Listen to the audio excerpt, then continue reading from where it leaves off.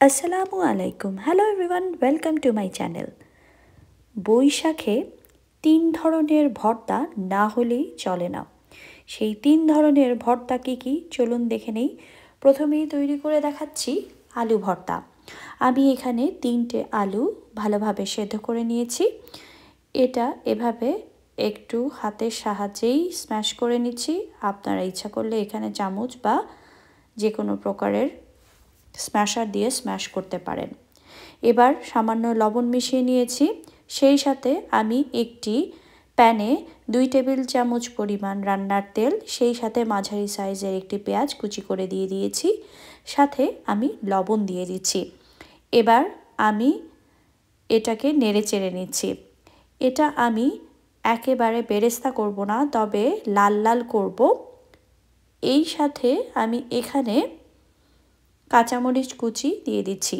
আপনারা চাইলে পুরোটা কাঁচামরিচ দিয়ে তৈরি করতে পারেন, অথবা আমার মতো কাঁচামরিচ এবং চিলি ফ্লেক্স মিশিয়ে নিতে পারেন।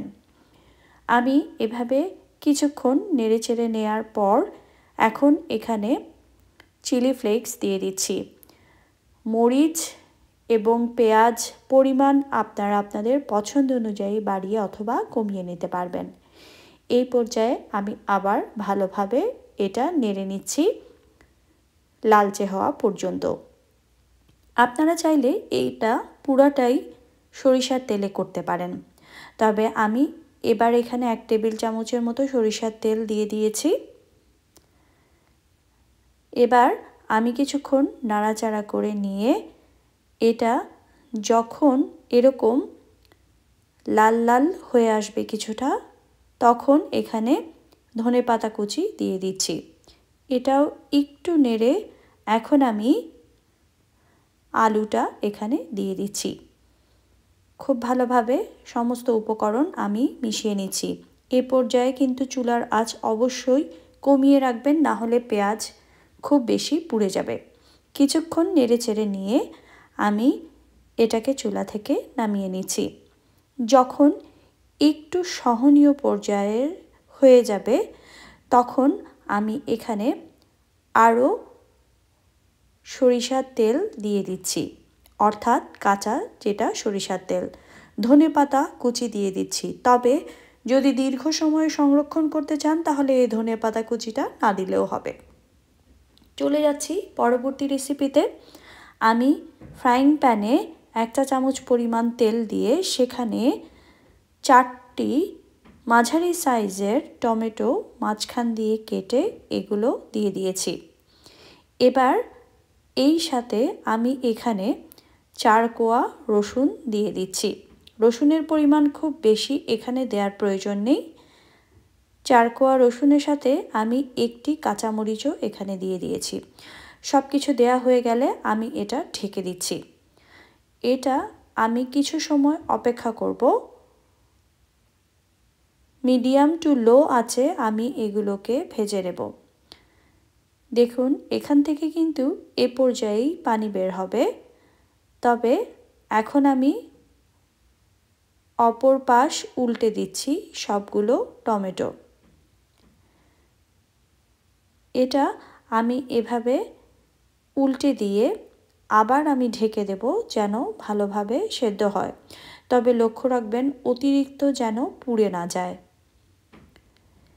এখন আমি এগুলো অপেক্ষা করছি আরও কিছু সময়। দেখুন এখন আরও অনেক পানি বের হয়েছে। এখন আর এটা ঢাকার প্রয়োজন নেই। একটু পরপর আপনারা এভাবে নেড়েচেড়ে দিয়ে পানি শুকিয়ে নেবেন, কিন্তু তার আগে উপরের যে চামড়াগুলো রয়েছে আলগা হয়ে এসছে টমেটো থেকে, সেগুলো এভাবে উঠিয়ে নেবেন। আপনারা চাইলে পরেও এগুলো উঠিয়ে নিতে পারেন, তবে এ পর্যায়ে যদি উঠিয়ে নেন তাহলে সুবিধা হয়। এভাবে আমি সমস্ত স্কিনগুলো উঠিয়ে নিচ্ছি এবং পানিটা শুকিয়ে নিচ্ছি। পানিটা যখন একেবারে শুকিয়ে আসবে তখন আমি এগুলোকে চুলো থেকে নামিয়ে নেব। এবার আমি এখানে কাঁচা পেঁয়াজ, ধনেপাতা এবং 2টো শুকনো মরিচ আমি তেলে ভেজে নিয়েছি, সেটাও দিয়ে দিচ্ছি। পেঁয়াজে সামান্য পরিমাণে লবণ এবং শুকনা মরিচ আমি দিয়ে খুব ভালোভাবে চটকে মিশিয়ে নিচ্ছি। এরপরে এটার সাথে টমেটো আমি মিক্সড করে নিচ্ছি। আপনারা চাইলে এরপরেও এখানে কাঁচামরিচ আবার অ্যাড করতে পারেন, আপনাদের ইচ্ছে ঝাল কতটুকু দেবেন এবং কী পরিমাণে দেবেন। এখানে আমি এখন সরিষার তেল দিয়ে দিচ্ছি, সেই সাথে সামান্য পরিমাণে লবণ দিয়ে দিচ্ছি।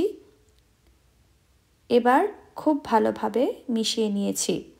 তবে টমেটো যেহেতু একটু পরিমাণে টক থাকে, তাই এখানে সামান্য পরিমাণে চিনি দিয়ে দিয়েছি। যদি আপনারা পছন্দ না করেন তাহলে এটা বাদ দিতে পারেন।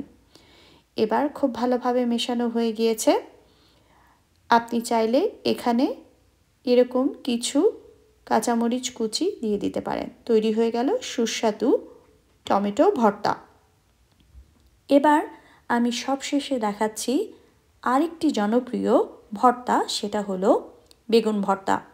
বেগুন ভর্তা আমি এরকম একটি বড় সাইজের বেগুনের অর্ধেকটা নিয়ে নিয়েছি, সেটা চুলায় কম আঁচে চারিপাশ উল্টে পাল্টে পুড়িয়ে নেব। আপনারা যদি এভাবে করতে না চান তাহলে আমি যেরকম একটা ফ্রাইং প্যানে টমেটো ভেজে নিয়েছিলাম সেভাবেও ঢেকে পুড়িয়ে নিতে পারেন। যখন এটা ভালোভাবে পুড়ে যাবে এবং ভেতর থেকে সেদ্ধ হয়ে যাবে তখন এটাকে চুলা থেকে নামিয়ে নেবেন এবং উপরের চামড়াটা এভাবে খুলে নেবেন। এই চামড়া আপনারা চাইলে মিশিয়ে নিতে পারেন, তবে এটা খুলে দিলেই ভালো হয়।